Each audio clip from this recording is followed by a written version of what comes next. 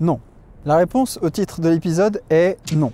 Les Japonais n'ont pas muté ou évolué sous l'effet des catastrophes naturelles. Cette vidéo est un exemple typique de la loi des titres selon Betteridge. Tout article journalistique qui se termine par un point d'interrogation peut être répondu par non. Et ici, c'est pareil. Est-ce que les Japonais ont suivi une trajectoire évolutive particulière à cause de toutes les catastrophes naturelles qu'ils se mangent depuis des milliers d'années? Donc, vous avez déjà la réponse à cette question, c'est non. Jusqu'à preuve du contraire, en tout cas. Pourtant, j'ai vraiment cherché, mais j'ai rien trouvé. Du coup, cet épisode sera un peu spécial. Contrairement à d'habitude, je ne vais pas répondre à une question intrigante, mais vous expliquer pourquoi je me la suis posée. Parce que c'est très loin d'être une question stupide. Une fois que vous aussi, vous aurez quelques informations en tête, vous verrez qu'au fond, elle est même complètement évidente. Et d'ici quelques minutes, vous serez dans le même état que moi. Parce que vu ce qu'on sait de la science, de l'évolution des organismes, du passé géologique de l'île et de tout le reste, on devrait totalement s'attendre à voir un effet des catastrophes naturelles quelque part dans l'ADN des habitants. Et je vais vous en convaincre en quelques minutes. Et plus ça va, moins j'arrive à articuler.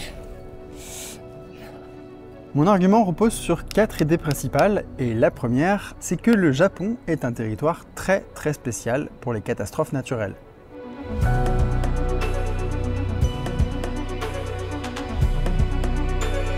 Je suis au pied du mont Nakadake, dont on voit le cratère bien fumant là-bas. J'aurais aimé aller filmer directement dessus, mais en ce moment il est fermé. Éruption niveau 2, dit le site web, donc je peux pas m'approcher plus. Tout ça fait partie du mont Aso, qui est le plus gros volcan actif du Japon, qui trône au milieu de sa caldeira. On voit les contours de la caldeira à l'horizon, mais pour bien comprendre, ce sera plus pratique de voir une image satellite. Une caldeira, c'est un relief qui se forme quand la chambre magmatique d'un volcan se vide, et vu la taille de celle-là, on devait être sur un beau bébé. 25 km par 18. Cette caldeira est absolument gigantesque. En fait, c'est une des plus grosses au monde, et il y a des villes qui se sont installées dedans. Les villes de Aso, Minami Aso et Takamori totalisent plus de 40 000 personnes qui vivent donc à l'ombre du volcan. Cet endroit n'a pas d'intérêt particulier pour mon argument, c'est juste très joli, et ça permet d'illustrer une chose que vous savez déjà, c'est que le Japon est le pays le plus impacté par les catastrophes naturelles dans le monde. Le premier, Ichiban, pas de compétition possible. Cet honneur douteux est dû à la géographie de l'île. Elle est située à la conjonction de plusieurs plaques tectoniques, ce qui rend les séismes extrêmement fréquents et puissants. Celui du Tohoku, en 2011, a été le 4e plus fort jamais enregistré depuis l'invention des sismographes modernes, en tout cas. Ces séismes créent des tsunamis, qui ravagent les côtes, ou des glissements de terrain, qui ravagent les montagnes. Sa position dans la ceinture de feu du Pacifique fait que le pays est littéralement construit par les volcans. 111 volcans actifs se réveillent de temps à autre, comme lors de l'éruption du mont Unzen en 1792, qui a créé un méga tsunami et tué 15 000 personnes à l'époque. De nouvelles îles volcaniques apparaissent encore aujourd'hui à un rythme régulier, ce qui fait du Japon un des rares pays du monde à grandir en superficie, et ce de façon pacifique en plus. Ça change de leur ancienne méthode, c'est sûr. Et pour finir, l'archipel nippon est sur le passage des cyclones du Pacifique qui détruisent les infrastructures, déclenchent des inondations et des coulées de boue. La conséquence directe, c'est qu'au cours de l'histoire, ces catastrophes naturelles ont causé énormément de drames, de morts et de pertes matérielles. Par exemple, la plus grosse éruption volcanique de notre période géologique a eu lieu au sud de l'île de Kyushu, au Japon. Elle a libéré 70 km3 de matière dans l'atmosphère, déclenché un méga tsunami, la vibration a liquéfié les sols dans les îles autour, et on sait aussi que ça a largement impacté la culture paléolithique qui vivait à proximité, les Jomon, parce qu'ils ont mis 1000 ans à s'en remettre. Ce schéma a continué à travers toute l'histoire du pays, jusqu'à relativement récemment. Le seul séisme du Kanto, en 1923, a tué plus de 100 000 personnes, et les incendies qui ont suivi étaient tellement violents qu'ils se sont transformés par endroits en tornades de feu. Bref, c'était un événement complètement apocalyptique, comme le Japon en a connu plein. Rien que depuis les années 80, le Japon a subi plus du 10e des dommages causés par toutes les catastrophes naturelles du monde, alors qu'il ne représente que 0,28% de la superficie terrestre du globe. Une autre façon de se rendre compte du caractère spécial de ces catastrophes, c'est de regarder les ressources investies par le gouvernement pour les gérer. Chaque année, c'est près de 5% du budget qui va à la prévention des risques liés aux catastrophes, et évidemment, tout ça augmente quand il y a un événement majeur. En 2011, après le séisme du Tohoku, l'équivalent de 8% du PIB est passé dans des financements nécessaires pour reconstruire les zones dévastées ou soutenir les gens qui y vivaient. Qu'on regarde la ville la plus à risque pour les catastrophes au monde, c'est Tokyo, ou les endroits de l'île qui sont susceptibles de vivre un événement extrême, c'est partout, on est obligé de se rendre à la conclusion que ce pays est exceptionnel à ce niveau. Donc, s'il existe un endroit sur Terre où les catastrophes naturelles pourraient avoir un impact sur la génétique des populations humaines, ben c'est bien ici, au Japon.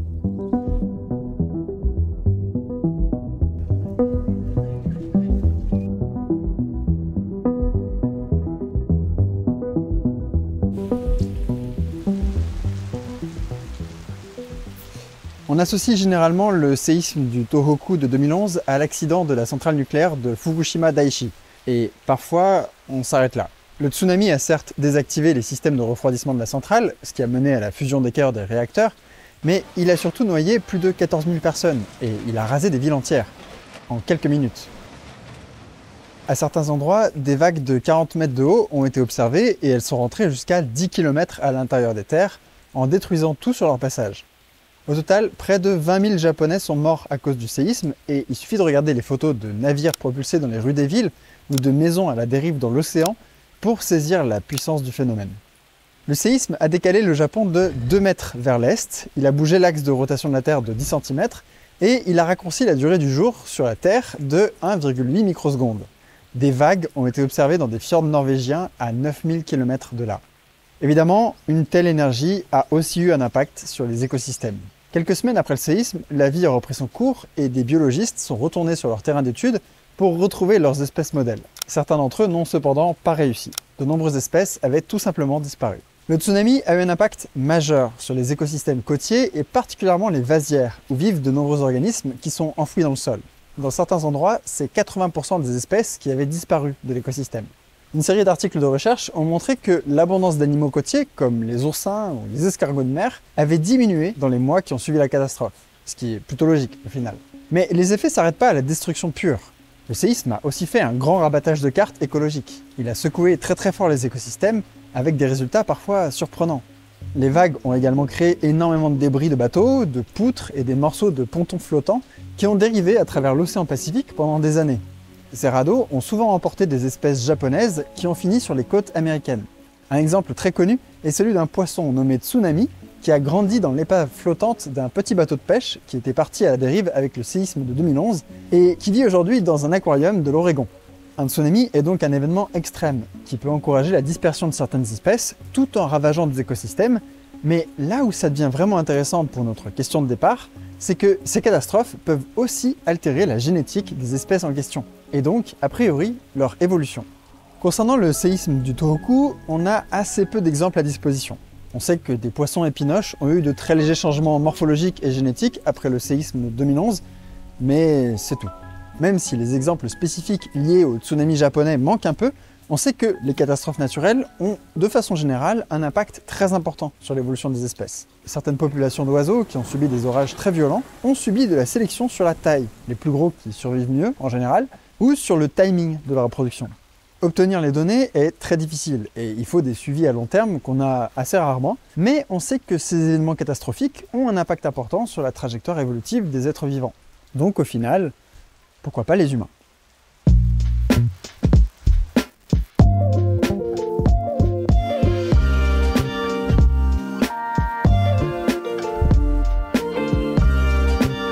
Avant de continuer mon argument sur pourquoi toutes ces catastrophes ont forcément eu un impact sur la génétique des Japonais, j'aimerais faire un petit aparté sur l'aspect culturel de l'impact de ces désastres. Ça fait pas vraiment avancer ma démonstration, mais ça permettra de se rendre compte à quel point c'est central dans leur histoire. Et en plus, il y a quelques anecdotes assez folles. Plusieurs croyances cohabitent au Japon. Le bouddhisme est arrivé par la Chine autour du IVe siècle, et il est pratiqué à côté d'une autre religion qui est beaucoup plus ancienne, le Shinto.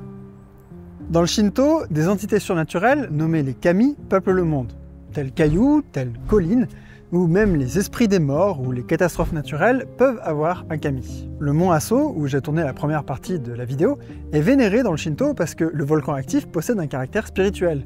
Et pour les séismes qui agitent régulièrement le Japon, il y a Namazu. Namazu, c'est un gigantesque poisson-chat qui vit dans les profondeurs de l'île et qui s'agite parfois un peu trop en provoquant des tremblements de terre. Heureusement, un autre dieu est chargé de le surveiller et de l'empêcher de bouger en lui collant une énorme caillasse sur la tête, apparemment, mais parfois ça suffit pas et les catastrophes arrivent. Certaines de ces catastrophes ont eu un impact majeur sur le cours de l'histoire du pays, ou en tout cas, c'est ce qu'on entend souvent dire. Des typhons auraient dérouté à 2 reprises l'armée d'invasion mongole qui était à 2 doigts de prendre le pays. Je vous raconte l'histoire rapidement parce qu'elle est étonnante, et surtout parce qu'on lui fait souvent dire plus que ce qu'on devrait. En 1274, l'Empire mongol, qui se désigne sous le nom de dynastie chinoise Yuan, lance une flotte d'invasion vers le Japon. Il capture l'île de Tsushima avant de se diriger vers Kyushu. Il débarque dans la baie de Hakata, où il rencontre une résistance inattendue de la part des défenseurs japonais, et ils finissent par se retirer vers leur navire. À cette étape du récit, on raconte souvent qu'un typhon dévastateur aurait détruit la flotte mongole en fuite, ce qui lui aurait valu le surnom de vent divin, ou kamikaze. En réalité, les sources historiques sont assez contradictoires, et il est tout à fait possible qu'il n'ait même jamais existé. Malgré cet échec, la dynastie Yuan ne s'est pas démontée, et elle a tenté une deuxième invasion en 1281. Cette fois, les forces japonaises étaient mieux préparées, ils avaient fortifié la baie de Hakata et construit des murs sur lesquels l'armée de Yuan s'est pété les incisives. Après des semaines de combat, l'invasion était toujours au point mort quand un typhon est arrivé pour s'assurer que tout le monde soit correctement hydraté. Ce cyclone-là a bel et bien existé, les sources sont formelles, et il a fait subir des pertes énormes à la flotte mongole. En pratique, il a surtout évité une longue guerre d'usure aux Japonais et a accéléré un conflit qui était déjà en leur faveur. Dans tous les cas, ces catastrophes ont eu un impact important sur la mentalité et la structure sociale de ce pays. La fatalité face à l'adversité incontrôlable ne s'exprimera jamais aussi bien qu'avec l'expression japonaise Shikata Ganai. Un séisme défonce ta maison? Shikata Ganai. Le volcan d'à côté a vitrifié toute forme de vie à 100 km à la ronde? Shikata Ganai. Notre « c'est la vie » de franchouillard bon vivant ne fait pas du tout le poids quand il s'agit d'exprimer l'insoutenable lourdeur de l'être quand on est face au destin inéluctablement destructeur fomenté par un univers incompréhensible, tout ça. Et c'est peut-être un autre cliché à rajouter à la pile monumentale des stéréotypes que l'Occident entretient sur le Japon, mais il y a quand même quelque chose, une certaine forme de résilience assez typique de l'archipel. Entre 1600 et 1945, par exemple, Tokyo, anciennement nommée Edo, a été détruite tous les 30 ans en moyenne. Plus de 50 incendies géants ont rasé la ville et donné le proverbe « Les feux et les querelles sont les fleurs d'Edo ». Et les séismes ou les bombardements alliés pendant la Seconde Guerre mondiale ont très certainement participé à ce cycle de destruction et reconstruction de la capitale. Les habitants ont donc dû développer une certaine forme de résilience assez impressionnante, sans parler d'un secteur du BTP qui doit être très dynamique, mais également une capacité à se préparer au pire. Le Bosai Bunka peut être décrit comme une culture de l'atténuation du risque, et ça se traduit de plein de façons différentes. L'architecture traditionnelle s'est adaptée aux catastrophes bien sûr, en étant à la fois assez souple pour absorber les vibrations des séismes, et assez facile à reconstruire quand c'est tombé par terre. L'éducation insiste beaucoup sur ce qui se passe lors d'une catastrophe et comment évacuer le plus efficacement possible. Les associations locales de volontaires pour la préparation aux catastrophes existent et sont super importantes. Chaque habitant a son kit d'urgence prêt au cas où ça pète, etc., etc. On pourrait continuer la liste des impacts culturels pendant longtemps. L'art, par exemple, a aussi sans doute été impacté par ces catastrophes. Le mono no aware est un concept esthétique très japonais, celui d'une sensibilité accrue à l'éphémère et à l'impermanence des belles choses. La capacité à s'émerveiller des fleurs de cerisier avant qu'elles ne flétrissent et qu'une grosse éruption volcanique de niveau 7 oblitère tout le pays. Un truc comme ça. Mais bon, vous avez compris l'idée, et de toute façon, je pense que c'est assez périlleux de vouloir à tout prix tout coller aux catastrophes naturelles. D'ailleurs, ce qui nous intéresse nous, c'est l'aspect génétique de ces désastres, donc revenons à l'ADN des Japonais.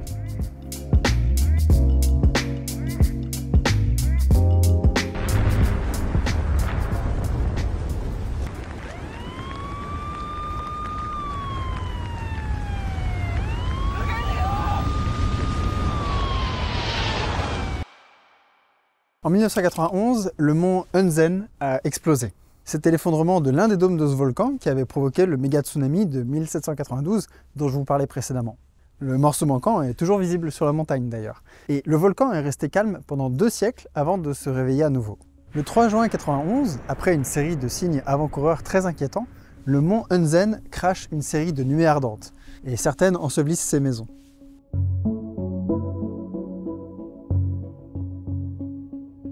Ces nuages de gaz, de roches volcaniques et de cendres sont extrêmement chauds et se déplacent à plusieurs centaines de km/h. L'énergie cinétique de cette coulée pyroclastique couche tout sur son passage et les cendres, qui peuvent atteindre 1000 degrés, cuisent tout ce qui reste. Les nuées ardentes peuvent remonter les pentes, traverser des plans d'eau, bref, c'est absolument impossible d'y échapper. Et en 91, une coulée exceptionnellement longue a coûté la vie à 43 scientifiques et journalistes, dont les 2 célèbres volcanologues Katia et Maurice Krafft. Salut Toto, ici c'est Maurice. Nous partons au Japon pour une éruption. Nous sommes mardi midi, nous sommes déjà à l'aéroport. Il y a une éruption à Lunzen qui m'intéresse beaucoup. Voilà, on vous embrasse. Au revoir. Cette histoire a été racontée dans de très nombreux documentaires et je vous recommande évidemment celui de Werner Herzog parce que c'est Werner Herzog. We would often discuss the life and work of a French couple, Katja and Maurice Kraft. They were famous for capturing incredible images of volcanoes.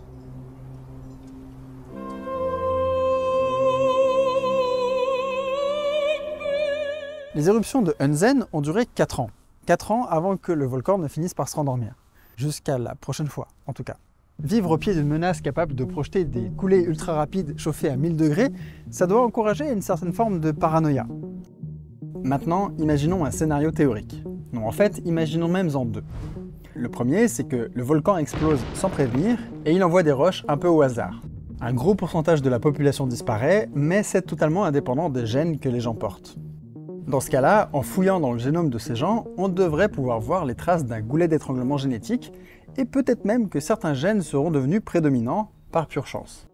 C'est un peu ce qui est arrivé sur l'atoll de Pingelap dans le Pacifique. En 1775, un cyclone extrêmement puissant n'a laissé que 20 survivants sur l'île. Parmi ceux-ci, le chef de l'île portait une mutation qui produit des cônes dysfonctionnels dans la rétine.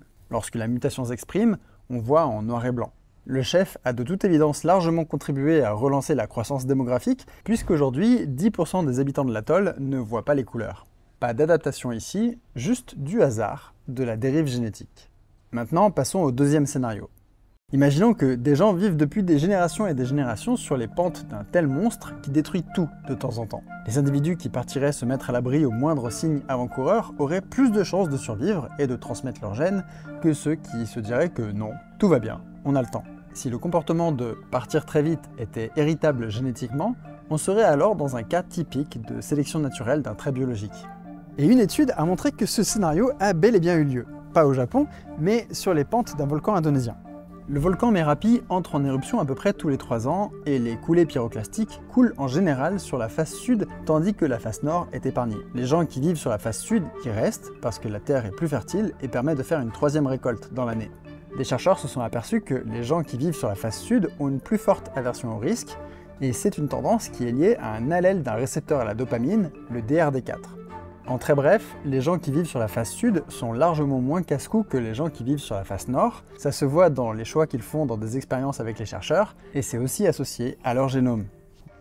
Donc, on a le scénario. Les éruptions à répétition ont sélectionné les gens de la face sud à devenir de plus en plus sensibles au risque et à se barrer au moindre problème. Si ce travail de recherche a raison, et il faudra sans doute d'autres publications pour en être sûr, cette population d'Indonésiens fournit un superbe exemple d'adaptation génétique à la vie dans un environnement où les catastrophes sont courantes. Et vu que des humains vivent sur des volcans un peu partout sur la planète, il n'y a pas de raison que ça ne se soit produit que là-bas. Et maintenant la question est, pourquoi est-ce que ça n'aurait pas eu lieu au Japon ?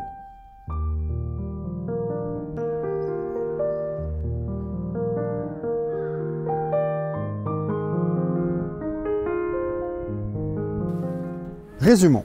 Le Japon a subi des catastrophes naturelles à un rythme unique sur la planète, et ça a été le cas depuis que les humains ont mis pour la première fois les pieds dans l'archipel il y a 38 000 ans. Ces catastrophes affectent la biologie et la génétique de plein d'espèces animales, souvent à des échelles de temps assez courtes. Dans d'autres endroits du monde, ça a déjà affecté la génétique d'autres populations d'humains. La population japonaise a été exposée pendant des milliers d'années à cet environnement évolutif, quelque chose comme 800 générations depuis les cultures Jomon de la préhistoire. Largement assez pour voir des effets apparaître, sans parler du fait que le Japon est une île, donc l'isolement reproducteur est assez fort. Mon argument selon lequel les Japonais devraient avoir été affectés d'une façon ou d'une autre se porte pas mal, je trouve. Mais la réalité ne semble pas vraiment d'accord. Après avoir écumé Google Scholar, les papiers de recherche en japonais et autres grimoires ancestraux, j'ai rien trouvé. Pouic, que dalle. Nanimonai.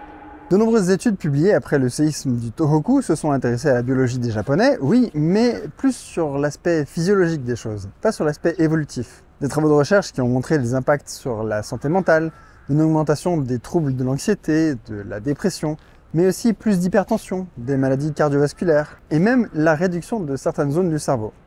Des impacts sur la biologie, d'accord, mais rien qui est lié à la génétique, ou à la vaste question de savoir si les Japonais ont été façonnés d'une façon ou d'une autre par la géologie meurtrière de leur pays. Et en fait, je crois que c'est surtout parce que personne n'a vraiment regardé de près. La génétique des Japonais est le sujet d'un débat scientifique, ouais, mais c'est surtout pour retracer leurs origines. L'archipel a été peuplé par des vagues successives de populations venant d'Asie, les Jomon, les Yayoi, les Kofun, etc. Et la question de savoir d'où ces populations venaient précisément, et à quelle date elles sont arrivées, et à quel point elles ont contribué au patrimoine génétique des Japonais actuels, fait beaucoup parler. Mais les adaptations, bof. Quelques études ici et là ont montré qu'il y a des traces de sélection dans le génome, mais liées à quoi? Donc, je suis assez convaincu qu'il y a peut-être un truc à faire. Peut-être. Considérez cet épisode comme une suggestion de projet de recherche avec beaucoup trop d'anecdotes superflues. Ça vient sans aucune garantie, évidemment. Après tout, si j'avais le moindre talent pour la recherche, je ne me serais pas lancé dans les vidéos sur YouTube. Mais bon, j'ai envie d'y croire, et puis au pire, si cette idée n'inspire personne, on aura appris des trucs en cours de route, et c'est déjà ça.